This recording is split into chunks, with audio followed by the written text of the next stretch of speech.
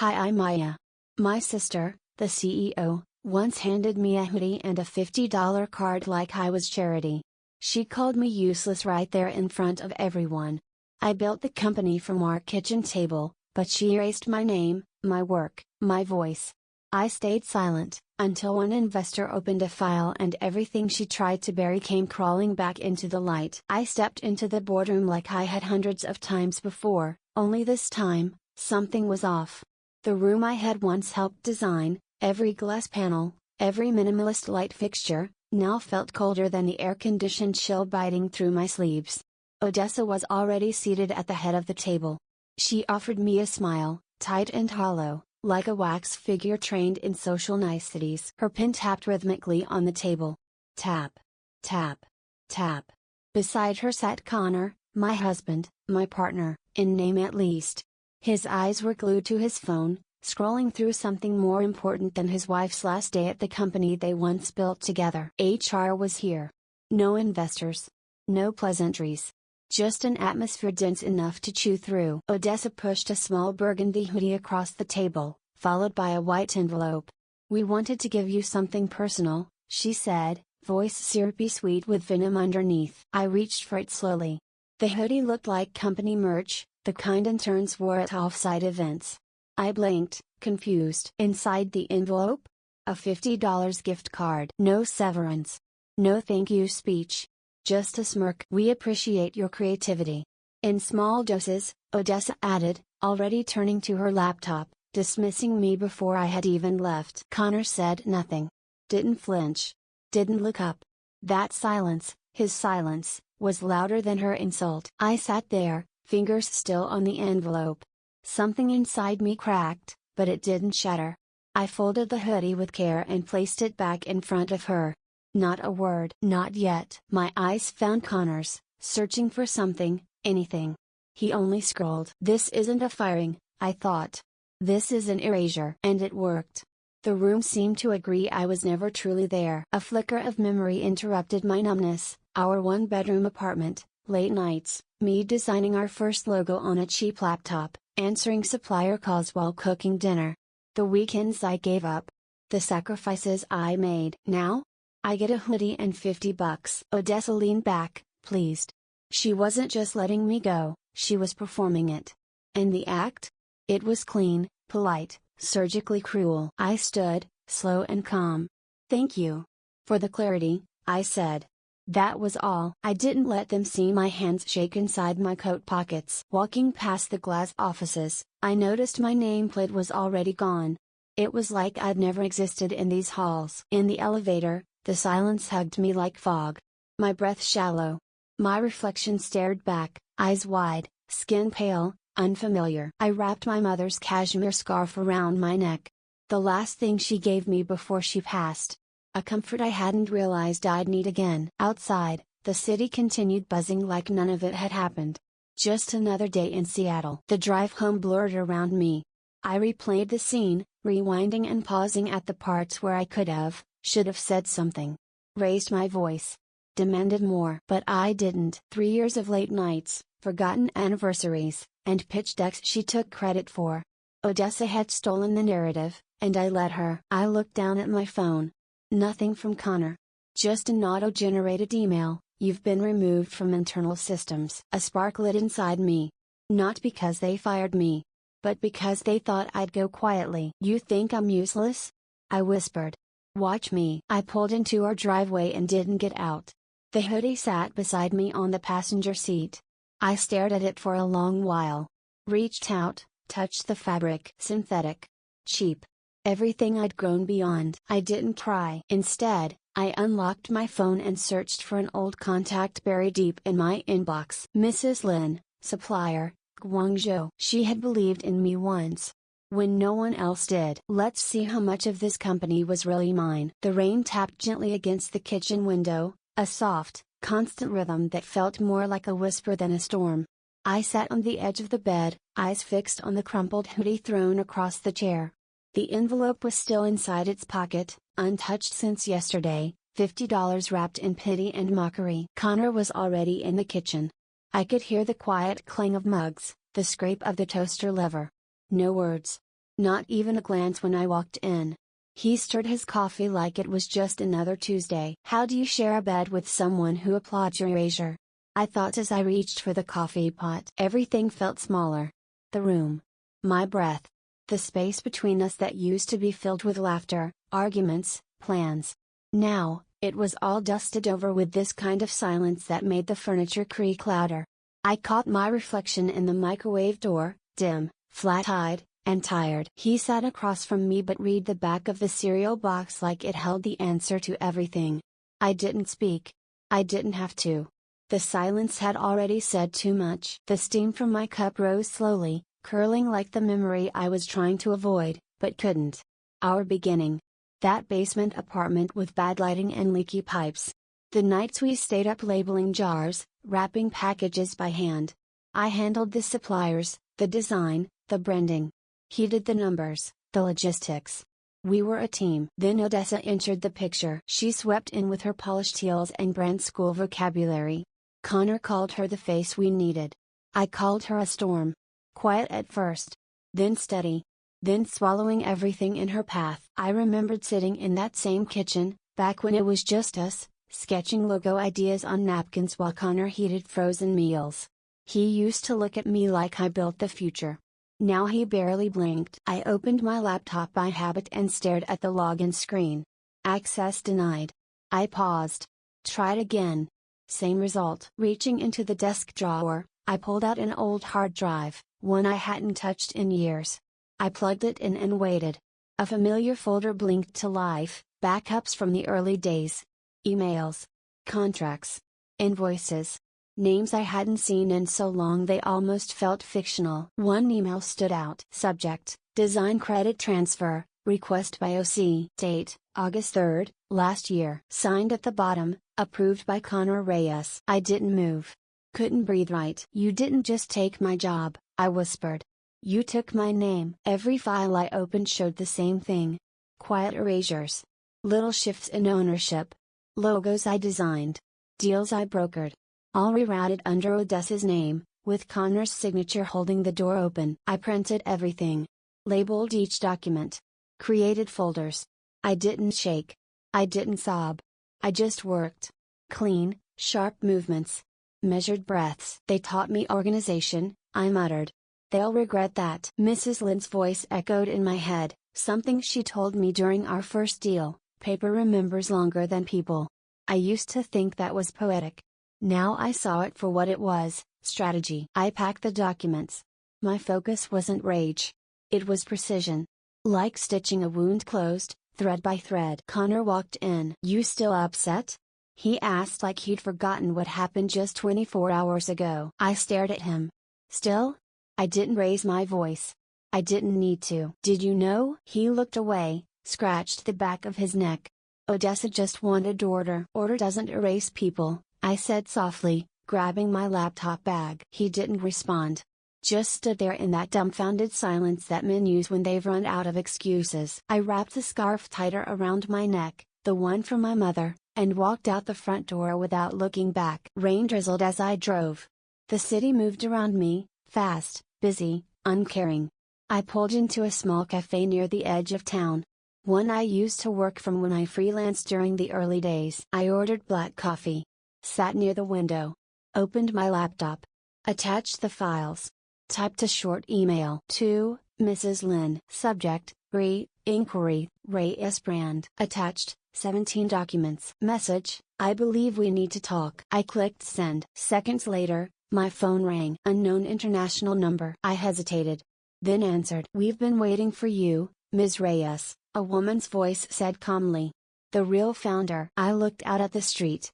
Rain streamed down the glass like silver threads, blurring faces, blending colors. Some storms don't roar. Some slide in quietly and change everything. I sat in the cafe, rain still clinging to the windows like something that wouldn't let go, and across the table sat Clara, silver-haired, business-worn, and entirely unafraid.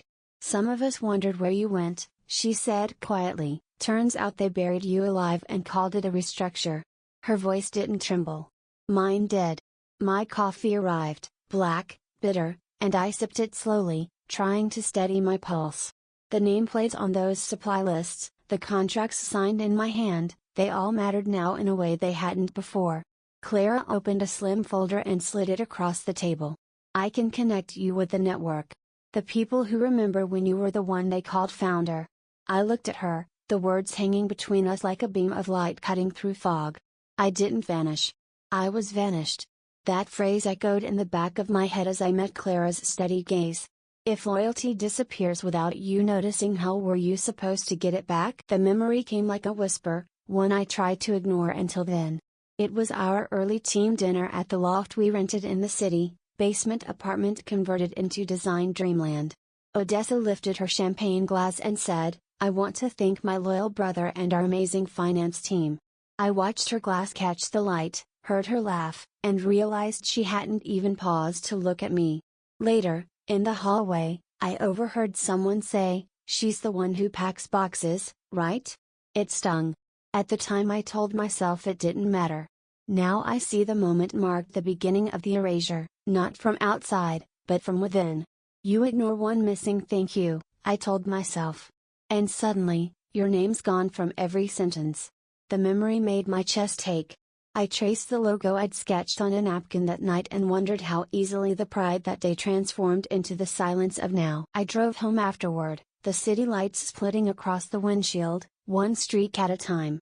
I reached the garage and flipped on the light. Under a shelf I found 3 banker boxes, dusty, forgotten. I pulled the first open and found sketches with my initials, invoices with my signature, old brochures I designed. The folder labeled Vintage 2018 Originals sat half buried. My fingertips brushed over a pamphlet and I thought, proof is only as loud as the person willing to read it. I plugged in my old hard drive and watched files transfer. Design sketch, I'm Arrow. Supply contract, I'm Arrow. Investor emails, CC, I'm Arrow. I renamed the hidden drive Revival and began organizing, not out of rage, but precision. I'd been trained too long in the quiet of work, not applause, just output. I leaned back and whispered to myself, they taught me organization.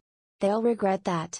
The glow of the files in the garage made the air feel thinner, charged. Then Jeb showed up. I heard the knock before the doorbell rang. I opened it and found him standing there, someone I thought I trusted. His smile didn't reach his eyes. "Hey, Maya," he said, putting on a grin. "You working on a comeback or something?" I didn't say anything. He shifted, looked around the garage with that rehearsed curiosity. "Just had to pop by," he said. He reached into his pocket to pull something out, an audio pen. I saw it, discreet, shimmering. My chest tightened. I realized he wasn't just visiting, he was spying. The trust I once granted him now felt like a liability. I felt betrayal coil in my gut, slow, precise, heavy. He left with that smile, leaving the recording pin on the floor.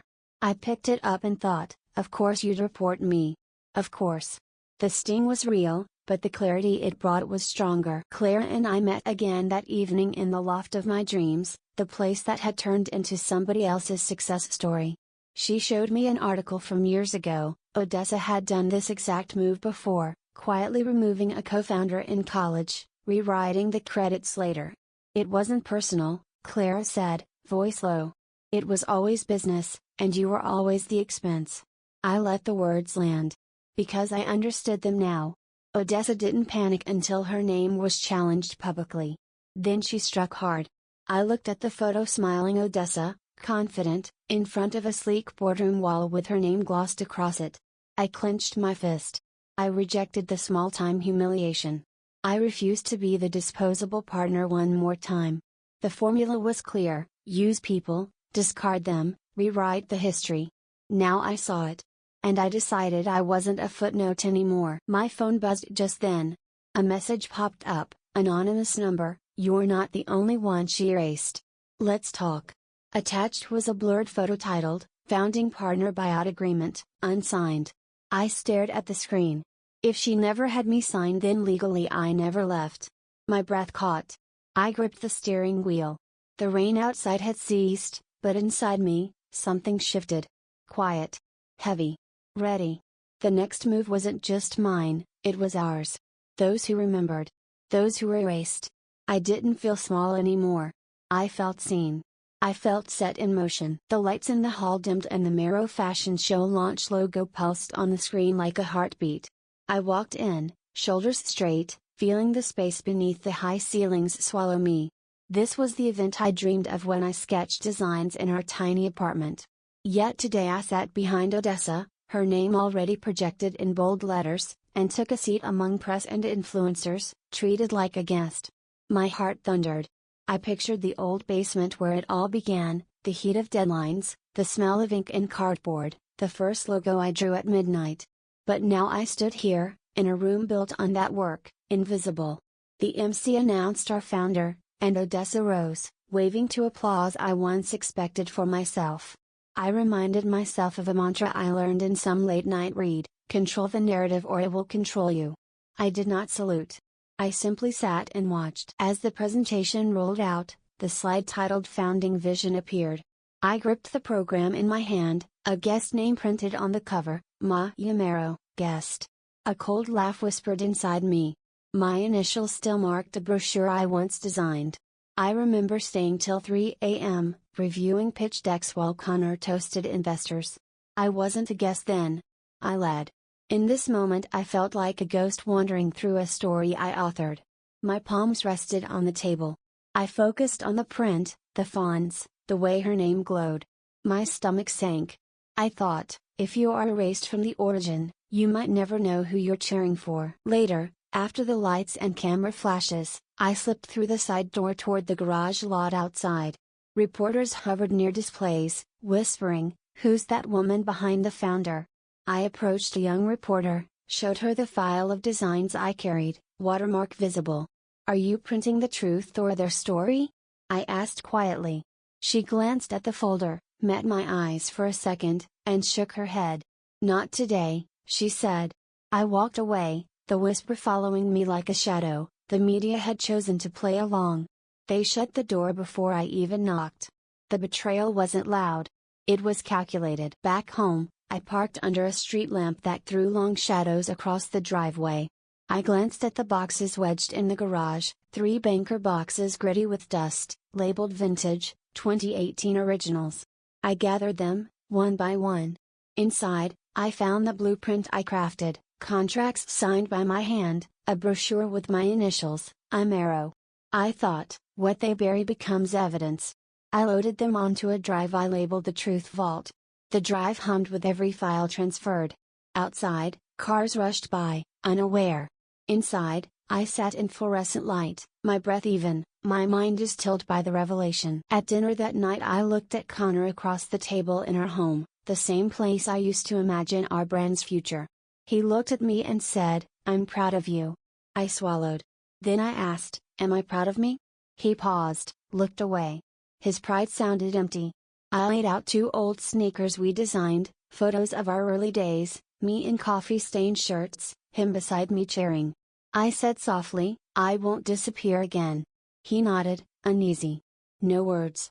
I left the table first, scarf pulled tight around my neck. I didn't wait for him to trail behind. My phone buzzed as I pulled into the garage. A new email titled "The Vault is Open." I opened it. Headline: Founder Uncovered, the Untold Story of Marrow Fashion. My chest tightened.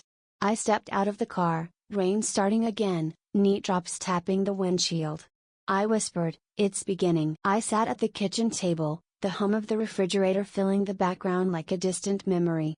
The hoodie and the $50 card still lay on the chair where I left them. They stared back at me, symbols of what I was worth in her eyes.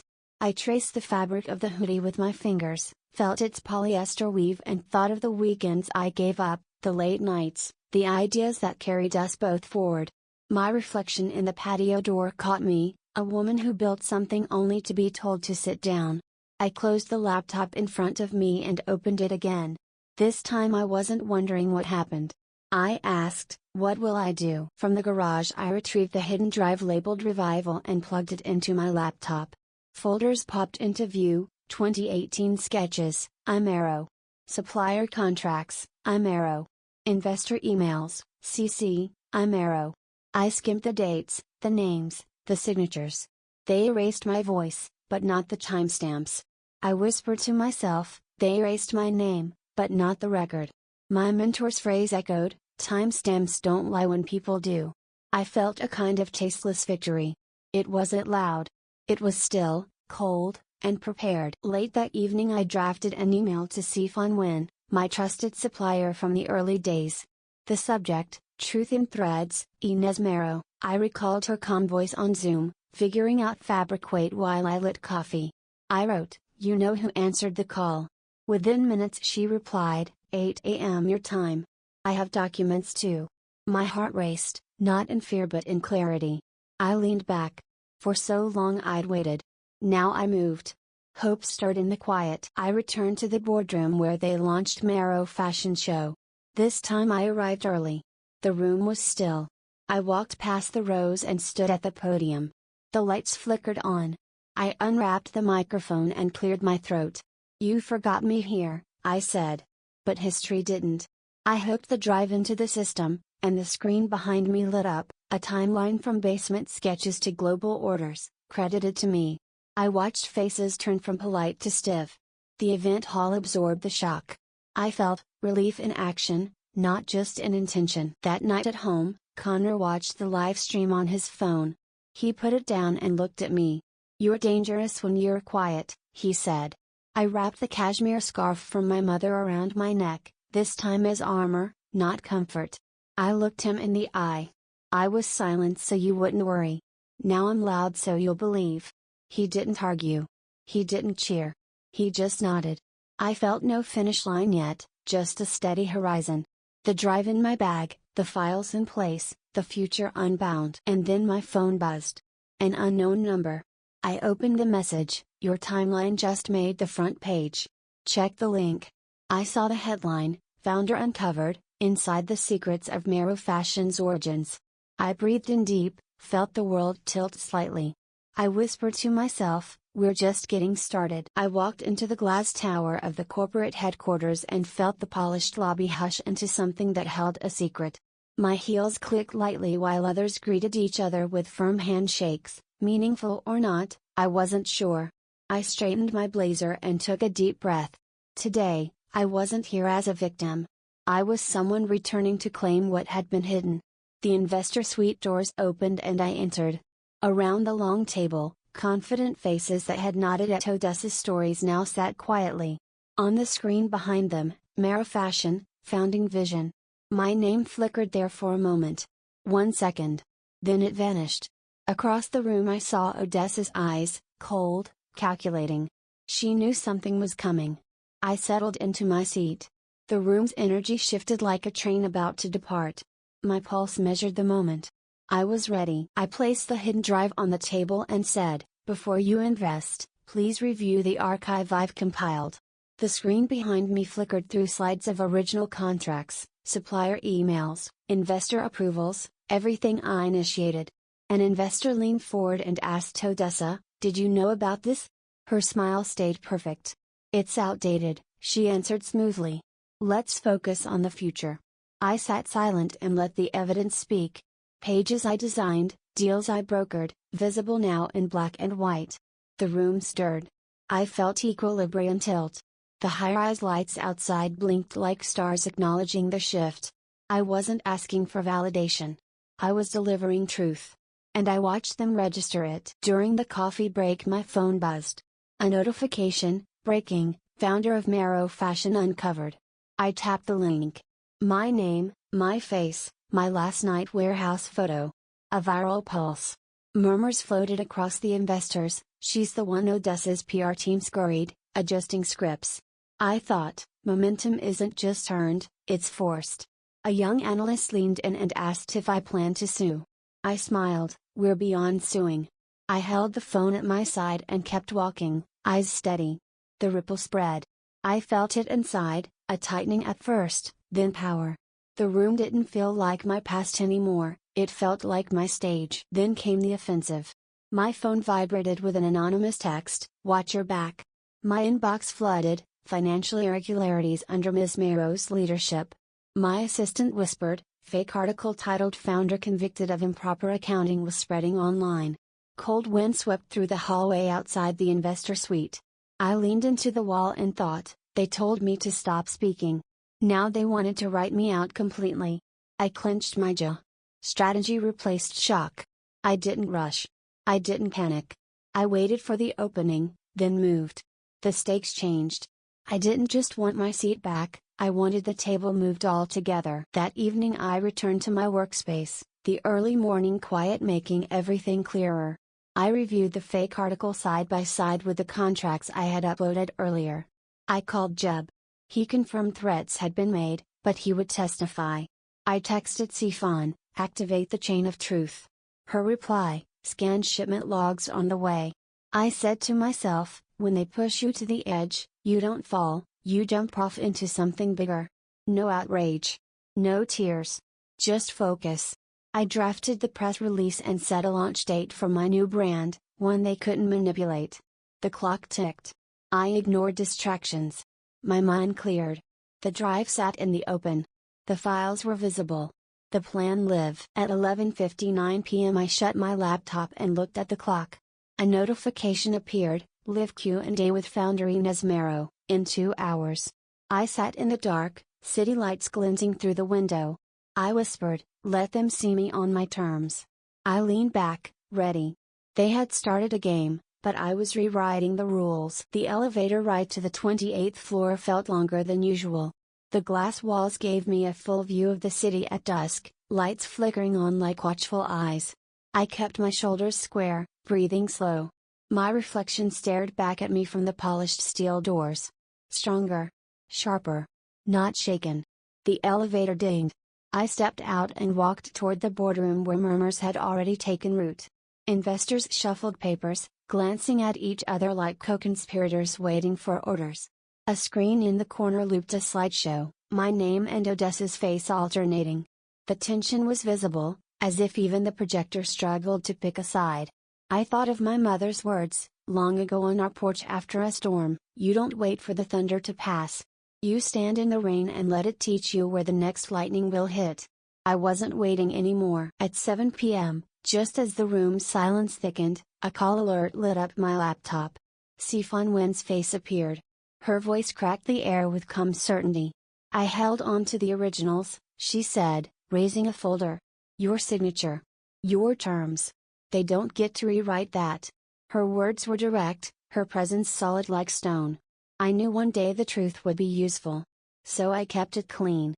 On screen, she flipped to signed contracts, email printouts, every page a brick laid in the foundation they tried to erase.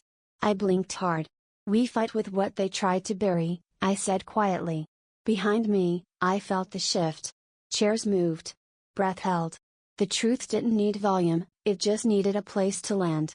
And it had landed right here, tonight. The tension followed me as I stepped out onto the rooftop patio. The wind off the bay stung my skin, sharp and real. I looked out over the skyline. I needed the air. I needed the space to think. My phone buzzed. A new headline, Mero founder under fire, allegations of investor misconduct surface. I let the screen dim without clicking.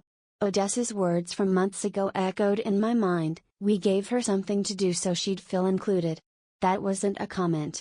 It was a burial. A careful dismissal wrapped in civility. I gripped the rail, tight enough to hurt. I wasn't afraid of being alone. I was afraid of what silence could cost if I didn't speak again. They'll throw stones at the one standing alone, I whispered, until she invites the fight. I didn't flinch. Not this time. Back in the boardroom, I didn't wait for the room to settle. I plugged the drive into the projector system. The file, Founders Timeline 2018 to 2023. I clicked. The slideshow began. Photos of our early basement sketches, contracts signed with my name, email timestamps, supplier agreements. All leading to today. Who typed these minutes? One investor asked. I did, I replied. The slide changed. Shipment manifests with my initials. Patent filings I submitted. The lights in the room felt hotter. Nobody moved. That kind of quiet isn't weakness. It's recognition. My name, everywhere they didn't want it to be. When you build it quietly, I thought, sometimes you must reveal it loud enough to echo. And it echoed. Through the projector. Through their silence. through the walls. The meeting ended without applause. No one clapped. They just watched. Eyes wider. Shoulders straighter. As I walked toward the elevator, phones clicked, photos, video, moments captured without permission. They wanted proof they were there when the narrative cracked open. Inside the elevator, my phone buzzed again. It was Jeb. "We're living 10, the message read. "Are you ready?" The numbers on the elevator ticked down slowly. I looked out at the city one more time. I didn't feel nervous. I felt ready. This wasn't just about vindication anymore. This was about visibility. About what happens when you refuse to be erased. I whispered, "Let's make them remember what they erased." Then the doors opened. The boardroom was already buzzing when I arrived. Investors in sharp suits leaned over tablets, analysts whispered near the windows, and a hum of media chatter filled the background. This wasn't just another meeting, it was the reckoning. I stepped in, calm but wired. My name flashed across the main screen, Inez Mero, true founder. For a moment, it didn't seem real. Years of silence, of being sidelined, erased, and now this. Odessa sat at the far end of the long table, manicured fingers tapping lightly on the glass surface, a smile stretched tight across her face. But her eyes shifted for just a second when she saw me. That flicker of recognition. She knew. I walked to the front. "You're not just seeing a founder today," I said, "you're seeing an injustice corrected." A pause settled in the room. I let it breathe. This company didn't rise on one woman's shoulders. It was stolen from another's hands. The silence grew dense. The kind that comes before a storm. Jeb's shoes echoed lightly as he stepped forward. He'd been sitting in the gallery, unnoticed. He held up a flash drive, label visible even from across the room, "Odd Transfer 2019.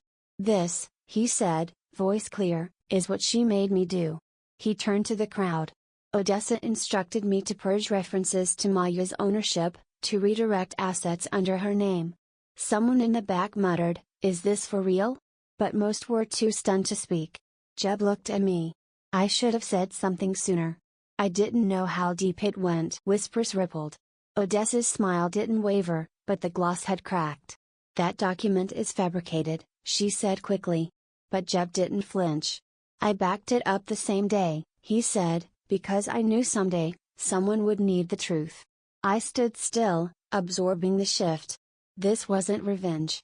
This was redemption taking root in public. A new slide came up on screen, "Founding Partner Agreement, signed, I Mero, Thaddeus Mero." My father's name. Mine. Odessa's name was nowhere in sight. She stood, voice trying to stay composed. "This is old paperwork. We need to look forward, not backward." I met her eyes. "You've been standing on that history your whole career," I said. "You just hoped no one would notice whose name laid the foundation." The board chair cleared his throat. "We'll need a full review," he said, but his tone already suggested where this was heading. Eyes turned to Odessa with caution now, not reverence. Her power, once an aura, had shrunk into posture. The room transitioned to the live stream set across the hall. I crossed over with the board behind me. Camera lights burned hot, and a countdown blinked in red. When it hit 0, I looked straight into the lens. "For too long, I was invisible," I said. "Today, I become unavoidable." The press release went live on the screen behind me, "Mero and Light, founding to begin." That name. My name, finally restored and reshaped into something forward-facing. There was applause. Flashes. Movement. I didn't soak it in, I grounded myself. Wrapped my mother's beige scarf tighter. I wore it not because I needed protection, but because I knew what it took for her to survive, and I carried that with me. As the broadcast ended, I stepped out of the noise into the corridor. Odessa passed me. No eye contact. Her entourage walked a step too fast behind her, not beside her. A journalist whispered, "Wait, she's the founder?" The air behind Odessa buzzed with confusion and realization. Connor stood to the side. Just him. No camera. He gave a small nod. Not an apology in words, but it didn't need to be. I returned it. He saw me now. Not just as someone who fought, but as someone who endured without surrender. I stepped back into my office. The air felt clearer, like the city outside was exhaling with me. My phone vibrated. A message from Sifan, production is ready. Launch date, May 5th. I looked out over the skyline. I remembered nights designing in silence, shipping samples by hand, being told I was too soft for business. Now, the brand I had built quietly was about to make the loudest noise it ever had. "This isn't the end," I whispered. "It's the start of something true." Back at the studio, the noise of the launch still faint in my ears, I let the door click shut behind me. The lights were dim, natural daylight filtering through the tall windows. No press, no investors, no cameras, just the low hum of my own breath and the distant ticking of the old clock on the shelf. I walked past the long table lined with fabric swatches, each color and thread tied to hours no one had seen.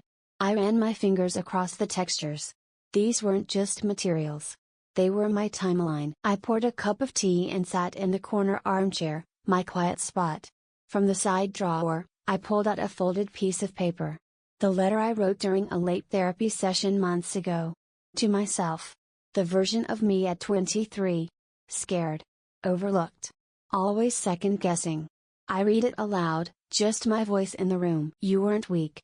You were in watered strength. No one saw it, but it was there. You survived the erasure and still showed up. I see you now." I sat there with the words for a while. Not crying. Just still. Feeling each sentence wrap around years of being invisible. A few days later, I took the highway up toward the coast, past the signs for Tacoma, further still, until the skyline gave way to trees. I hadn't been to the cabin since my father's funeral. I parked beside the old shed, key in hand, and walked up the creaking steps. It still smelled like cedar and dust and old sweaters. Inside, it was just as I remembered, wooden beams, muted light, and silence you could lean into. I pulled up the floorboard by the hearth. The same loose one from when I was a kid hiding drawings. And there it was, his old chest. Brass corners dulled, handle frayed.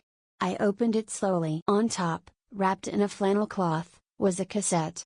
Labeled in his scrawl, "For Inez, when the world's too loud." I hadn't seen a tape player in years, but there was one on the shelf. I popped the tape in and pressed play. His voice cracked through the static.